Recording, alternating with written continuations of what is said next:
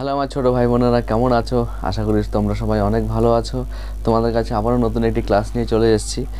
তো ক্লাস 7-এর যে গতকাল আমি তোমাদের ভিডিও দিয়েছিলাম কোষে দেখি 1.2 এর 1 পর্যন্ত কমপ্লিট করেছিলাম। তো আজকে সেই কোষে দেখি 1.2 এর ক্লাস 7-এর 10 পৃষ্ঠা, যেটা 10 পেজ, 2 থেকে শুরু করব। 2 থেকে যে 10টা অঙ্ক আছে দেখে নাও। 2 থেকে যে 10 নম্বর পর্যন্ত অঙ্ক আছে, টোটাল অঙ্ক আমি তোমাদের আজকে দিয়ে দেবো, ঠিক আছে? তো চলো ক্লাস শুরু করে দিই। আর যারা আগের ভিডিওটি দেখোনি, আমি এই ভিডিও ডেসক্রিপশনে ওই ভিডিওর লিঙ্ক দিয়ে দেবো, কিংবা আমার চ্যানেলে গিয়ে প্লে লিস্ট বলে যে অপশন আছে সেখানে গেলেও তুমি ক্লাস 7-এর টোটাল মানে এখনও পর্যন্ত যে সমস্ত ক্লাস তোমাদের দিয়েছি, টোটাল ক্লাস দিয়ে দিয়েছি, তোমরা দেখে নেবে, ঠিক আছে? তো চলো শুরু করি। দেখো 2 নম্বর অঙ্ক কি বলেছে। একটি বাড়ির 1/5 অংশ রং করা হয়েছে, বাড়িটির শতকরা কত রং করা বাকি আছে। মানে রং করা হয়েছে আমার 1/5 অংশ বলেছে, ঠিক আছে? অংশ বলতে কী করতে আমি সেটা দেখাচ্ছি। আর বলেছে শতকরা কত রং বাকি আছে, বোঝা গেল? আচ্ছা, আরেকটু বোঝাই। একটা বাড়ি আছে, এটা পুরোটা এক অংশ, মানে অংশের মধ্যে যদি আমরা বলি তাহলে পুরো সম্পূর্ণটাকে এক অংশ ধরি, তাহলে বলেছে 1/5 মানে 5 টুকরো যদি করি, 1 2 3 4 5 টুকরো করলে 1/5 মানে 5 ভাগের 1 ভাগ অংশ আমার রং করা হয়েছে। তাহলে বাকি আছে কতটা? নিশ্চয়ই 5 ভাগের 1 ভাগ যদি রং করা হয় তাহলে 5 ভাগের 4 ভাগ বাকি আছে। এটাকেই তোমাকে বার করতে বলেছে শতকরায়। হয়ে গেল, শতকরা দিয়ে গুণ করলে হয়ে যাবে। খুব সোজা অঙ্ক না? এবার এটাকে ডিটেলসে করতে হবে, চলো করাই এবার। দেখো তাহলে বলেছে একটি বাড়ির 1/5 অংশ রং করা হয়েছে। তার মানে প্রথমে কি লিখি? সম্পূর্ণ বাড়ি লেখো, ধরি সম্পূর্ণ বাড়ি এক অংশ। আচ্ছা, তাহলে এক অংশের মধ্যে লেখো বাড়ি রং করা হয়েছে, রং করা হয়েছে 1/5 অংশ।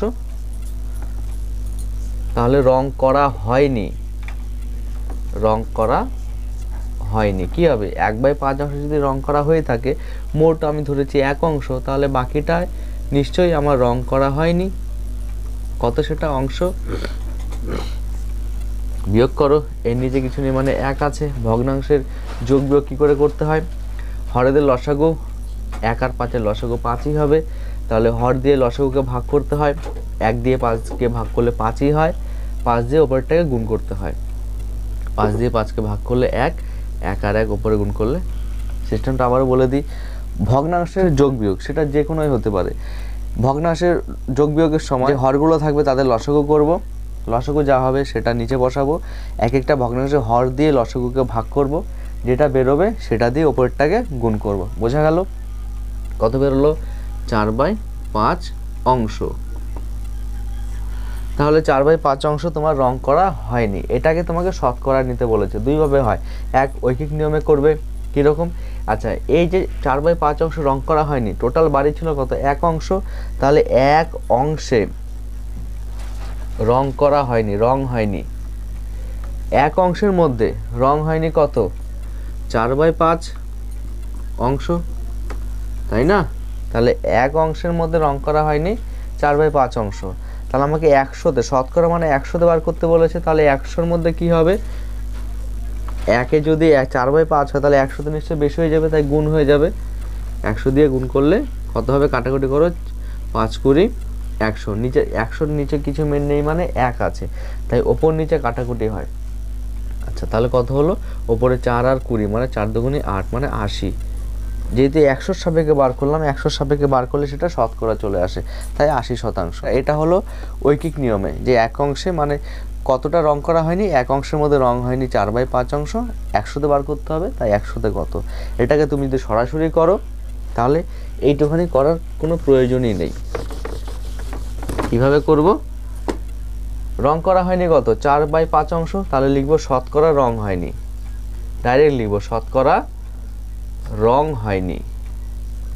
কি হবে? রং হয়নি 4/5 অংশ। যেহেতু আমরা কি বলেছি, শতকরা কি করে প্রকাশ করতে হয়? পার্সেন্ট মানে শতকরা, শতাংশতে নিতে গেলে 100 দিয়ে গুণ করতে হয়, আর শতকরা তুলতে গেলে 100 দিয়ে ভাগ করতে হয়, তাই তো? তাহলে আমি এটা শতকরায় নিচ্ছি 4/5 অংশকে, তাহলে শতকরায় নিতে গেলে আমার 100 দিয়ে গুণ করলেই হয়ে যাবে।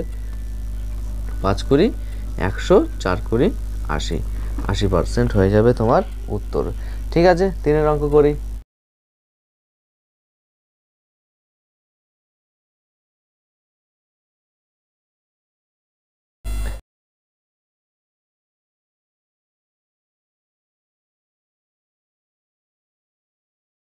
দেখো 5-এর অঙ্ক দেখো, বলেছে আমার স্কুলের খাতার দাম ছিল 10 টাকা, এখন সেই খাতা আমি 12 টাকায় কিনি, হিসাব করে দেখি খাতার দাম শতকরা কত বেড়েছে। তাহলে লেখো, খাতার দাম ছিল 10 টাকা, তাই তো? আচ্ছা, তারপরে লেখো দাম বেড়ে হয়েছে 12 টাকা, দাম বেড়ে হয়েছে 12 টাকা। তাহলে দেখো দাম বাড়লো কত পরিমাণ সেটা বার করো। দাম বাড়লো 12 বিয়োগ 10 মানে 2 টাকা। দাম বাড়লো, আগে ছিল 10 টাকা, এখন হলো 12 টাকা। তাহলে দাম বাড়লো কত? 12 বিয়োগ 10 মানে 2 টাকা দাম বাড়লো। আচ্ছা, এইবার আমি তুলনা করব, মানে আগের তুলনায় কত টাকা দাম বেড়েছে, 2 টাকা, শতকরায় কত বাড়লো সেটা। তাহলে আগে ছিল কত? 10 টাকা। তাহলে যেহেতু দাম বেড়েছে, সোজা কথা মনে রাখবে, আমরা কিন্তু 12-র সাথে তুলনা করবো না যে 12 টাকায় দাম বাড়ে 2 টাকা, একে কত 100-তে কত, এইভাবে কিন্তু বার করবো না। যদি বলতো যে দাম কমে হয়েছে 8 টাকা, তখনও কিন্তু 2 টাকায় কমতো, 2 টাকায় কমেছে, তখন আমি তুলনা করতাম 10 টাকার সাপেক্ষেই। মানে আমি বোঝাতে চাইছি, যদি বাড়ে তাহলে কমের সাপেক্ষে তুলনা করব, আবার যদি কমে তাহলে বাড়ার সাপেক্ষে তুলনা করব। দেখো এখানে 10 টাকা ছিল 8 টাকা হলো, কমে গেল 2 টাকা, আমি তুলনা করব সেই 10 টাকা বড় না 8 টাকা বড়, 10 টাকা বড়, তাই যদি কমে যায় তাহলে বড়র সাপেক্ষে তুলনা করব, আর যদি বেড়ে যায় তাহলে কমের সাপেক্ষে তুলনা করব। দেখো কত টাকা এটা বাড়লো, তো 12 টাকা ছিল, কত টাকা বাড়লো? 2 টাকা। যদি বাড়ারটা তুলনা করতে হয় তাহলে কমের সাথে তুলনা করব, আর যদি কমারটা তুলনা করতে হয় তাহলে বেশির সাথে তুলনা করব। বোঝা গেল? তাহলে দেখো দাম বাড়লো 2 টাকা, কত সাপেক্ষে? 10 টাকার সাপেক্ষে, তাই লিখবো 10 টাকায় দাম বাড়লো 2 টাকা। তাহলে একে কত? অবশ্যই কম হবে, একে 100-তে কত, শতকরায় বলেছে তাই 100-তে কত, 2/10, তাহলে 100 দিয়ে গুণ হয়ে যাবে। কেটে দাও, 10 10-এ 100, 10 দুগুণি 20 মানে 20%। ঠিক আছে, এটা শর্টকাটে যদি করতাম তাহলে কি করতাম?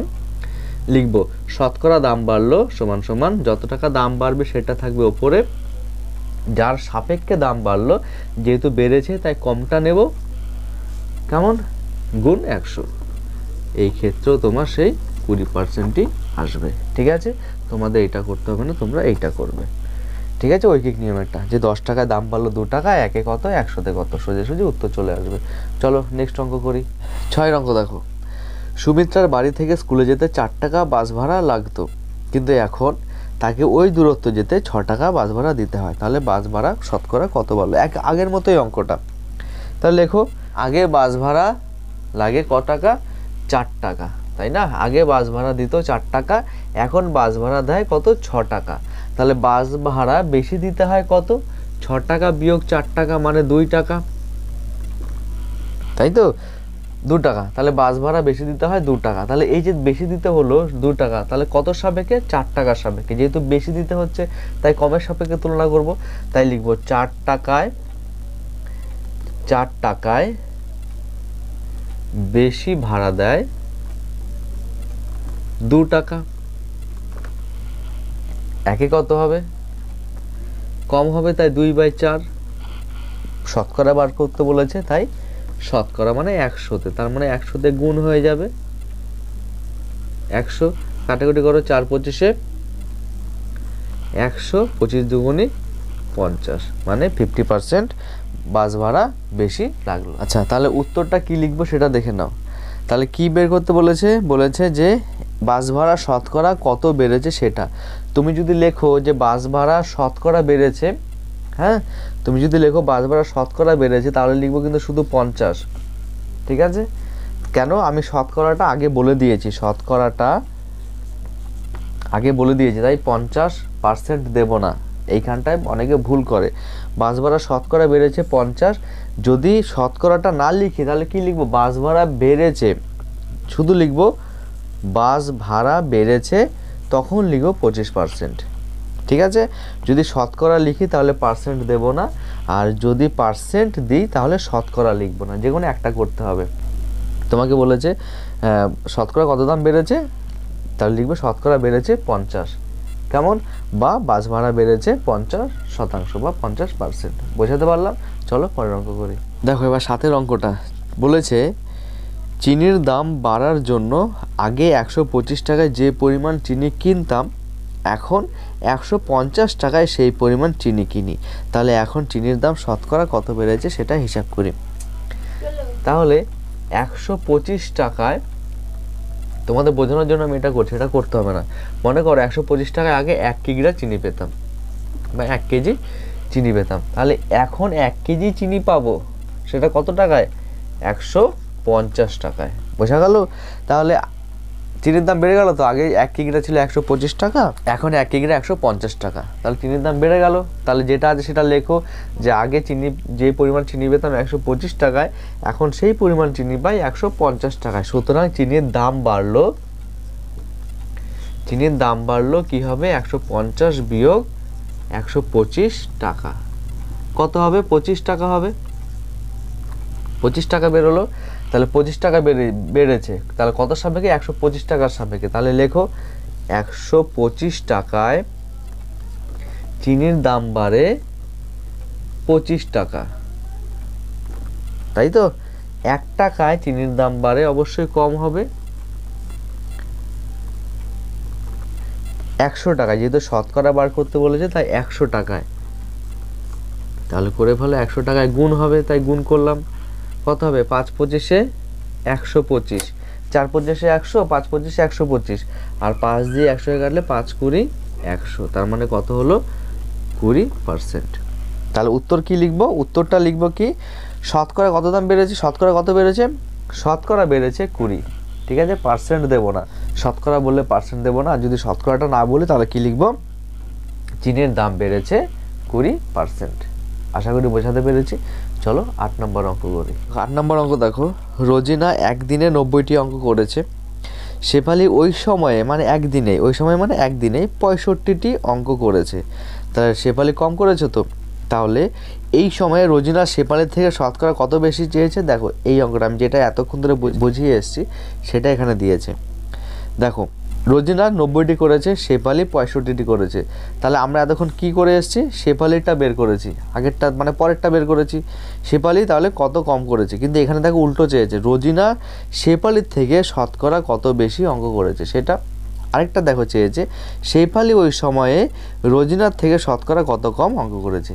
এই জিনিসটা তোমাদের বুঝিয়ে এসেছি এতক্ষণ, যে এইভাবে যদি বেশি বার করতে বলে কমের সাপেক্ষে বার করতে হয়। যেটা দেওয়া আছে সেটা আগে লেখো, রোজিনা একদিনে অঙ্ক করে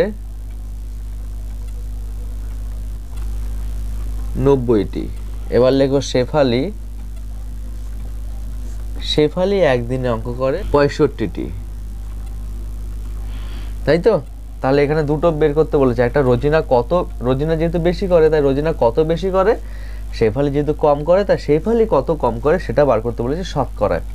তাহলে লেখো, প্রথমে রোজিনারটা বার করি, লেখো রোজিনা অঙ্ক বেশি করে কি হবে, 90 বিয়োগ 65 কত হয়, 25টি, তাই তো। রোজিনা অঙ্ক বেশি করে 25টি, তাহলে শেফালিটা বার করো। শেফালি অঙ্ক কম করে তো, যেহেতু কম করে তাহলে শেফালি অঙ্ক কম করে কি, এটাই তো উত্তর হবে না। রোজিনা 25টি বেশি করে, শেফালি তাহলে 25টি কম করে। ঠিক আছে, এইবার তোমাকে বার করতে হবে যে রোজিনা শতকরা কত বেশি করলো, শেফালি শতকরা কত কম করলো। আর তাহলে রোজিনারটা বার করো। রোজিনা লেখো, রোজিনা পুরোটা আমি লিখবো না, আমি বলে দিচ্ছি, রোজিনা 65টির মধ্যে, যা দেখো রোজিনা যেহেতু বেশি করছে তাই কার সাপেক্ষে তুলনা করব, কমের সাপেক্ষে। কে কম, 90 কম না 65 কম, 65 কম। তাই রোজিনারটা যখন বেশি করেছে তাই কমের সাপেক্ষে তুলনা করব, ঠিক আছে, উল্টো হয়েছে, এটা সবসময় মাথায় রাখবে। তাহলে কি বার করব, রোজিনা 65টি অঙ্কের মধ্যে বেশি করেছে 25টি, তাহলে একে কত 25/65, 100-তে কত, পার্সেন্টে বার করতে হবে, তাই 100-তে কত 25/65 গুণ 100, তাই তো। তাহলে কত হবে দেখো, 5 দিয়ে কাটাকাটি করো, 5 × 5 = 25, 5 × 13 = 65, তাহলে কত হলো, ওপরে হলো 500, 5 গুণ 100 500, আর নিচে হলো 13, ভাগ করো কত হবে, 4 × 52 মানে 3 দিয়ে যাবে, 3 × 39, বিয়োগ করলে হয় 1 4 5 মানে 11, 100, 7 × 91, 8 × 104, তার মানে 8 দিয়ে যাবে, 8 × 104, বিয়োগ করলে হচ্ছে 110 থেকে 104 বিয়োগ করলে 6, তার মানে 6/13, 38 পূর্ণ 6/13। তোমাদের বইতে কিছু কিছু বইতে আমি দেখেছি 38 পূর্ণ 7/13 আছে, হ্যাঁ, উত্তরটা ভুল দেওয়া আছে বইতে, এখানে 7 হবে না, এখানে যদি 7 হয় তাহলে দেখো এখানে 501 হচ্ছে, তাহলে 501 তো কোনো রকমভাবেই সম্ভব না, তাই না, তাই এইটা হচ্ছে উত্তর, 38 পূর্ণ 6/13। এবার শেফালিটা বার করবো, শেফালি কত কম করেছে, 25টি অঙ্ক কম করেছে, তাই তো। তাহলে যেহেতু কম করেছে তাহলে কি বেশির সাপেক্ষে তুলনা করব, মানে 90-এর সাপেক্ষে তুলনা করব। তাহলে লেখো, আমি পুরোটা লিখছি না, লেখো শেফালি 90টি অঙ্কের মধ্যে কম করে 25টি, একের মধ্যে 25/90, আর 100-র মধ্যে কম করে 25/90 গুণ 100, তাই তো। কেটে দাও, 0 0 কাটা, আর তাহলে কত হলো 25, মানে 250/9, তাহলে ভাগ করো, 3 নং 27 মানে 3 দিয়ে যাবে না, 2 দিয়ে যাবে, 9 দুগুণে 18, 18 কত, 28 7 15 মানে 70, কত হবে 7 নং 63, 7 নং 63 বিয়োগ করলে হবে 7, 27 পূর্ণ 7/9 উত্তর। তাহলে শেফালি কতগুলো অঙ্ক কম করেছে, শতকরা 27 পূর্ণ 7/9, ঠিক আছে। চলো 9 অঙ্ক করে দেখো, 9টা দেখো, সুহাসবাবু তার মাসিক আয়ের 66 পূর্ণ 2/3% খরচ করেন। দেখো এখানে শতকরা বলেনি কিন্তু, হ্যাঁ, তোমাদের আমি এতক্ষণ যেটা বলছিলাম, যদি শতকরা বলে তাহলে পার্সেন্ট বলবো না, আর যদি শতকরা না বলে তাহলে পার্সেন্ট বলবো। দেখো এখানে বলেছে সুহাসবাবু তার মাসিক আয়ের, শতকরা বলেনি, বলেছে সুহাসবাবু তার মাসিক আয়ের 66 পূর্ণ 2/3% খরচ করেন। তিনি যদি মাসে এত টাকা খরচ করেন তবে তার মাসিক আয় কত হবে সেটা হিসাব করি। লেখো, সুহাসবাবু তার মাসিক আয়ের 66 পূর্ণ 2/3% খরচ করেন। মাসিক আয়ের 66 পূর্ণ 2/3% মানে কত হয়, গুণ করো। এটা মিশ্র ভগ্নাংশ, কি করে সাধারণ ভগ্নাংশ নিতে হয়, যে পূর্ণ সংখ্যা থাকবে আর নিচে যে হর থাকবে তার সাথে গুণ করতে হবে। করো, গুণ করো, 3 6 18, হাতে 1, 3 6 18, আর 1 19, আর উপরে যে লবটা থাকবে সেটার সাথে যোগ হয়ে যায়, 200/3। মাসিক আয়ের 200/3% খরচ করেন। তোমাকে বলেছে যে তিনি যদি 3250 টাকা খরচ করেন, মানে খরচটাই তিনি দিয়েছে, তাহলে মোটটা বার করতে হবে।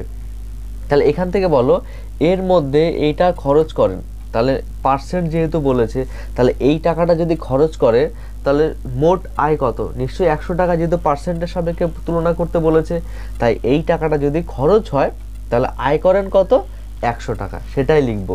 3250 টাকা খরচ হলে আয় করেন কত সেটা বার করতে হবে। তাহলে লেখো 200/3 টাকা, এখানে যেহেতু আমি তুলনা করছি তাই পার্সেন্টটা দেবো না, পার্সেন্টের বদলে আমি 100 লিখবো।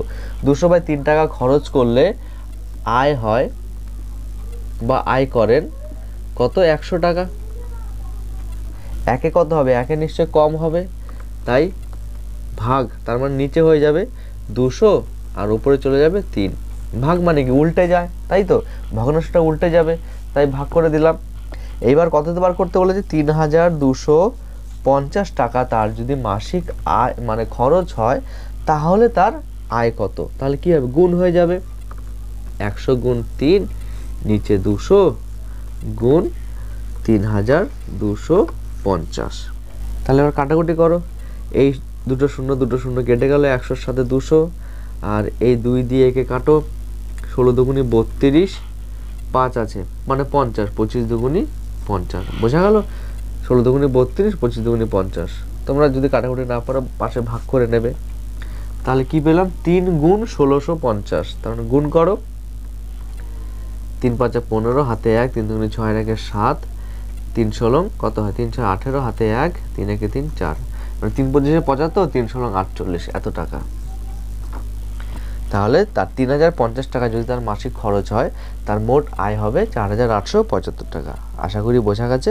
চলো পরের অঙ্ক করি। 10এরটা কি বলেছে যে নিচের মোট ছোট ঘরগুলির 10% ঘরে লাল রং করি, 40% ঘরে হলুদ রং করি। এটার কোনো উত্তর নেই, এটা নিজেকে করতে হবে। আমি করে দিচ্ছি। একটা ঘর আছে, এরকম ঘরে একটা ঘর আছে, 1 2 3 4, আর এদিকে 5টি, 1 2 3 4 5, 1 2 3 4 5, মানে কত হলো? 1 2 3 4 5, আর এদিকে হবে 1 2 3 4, মানে 4 আর 5, 4 5 20টি, তার মানে 20টি মোট ঘর আছে।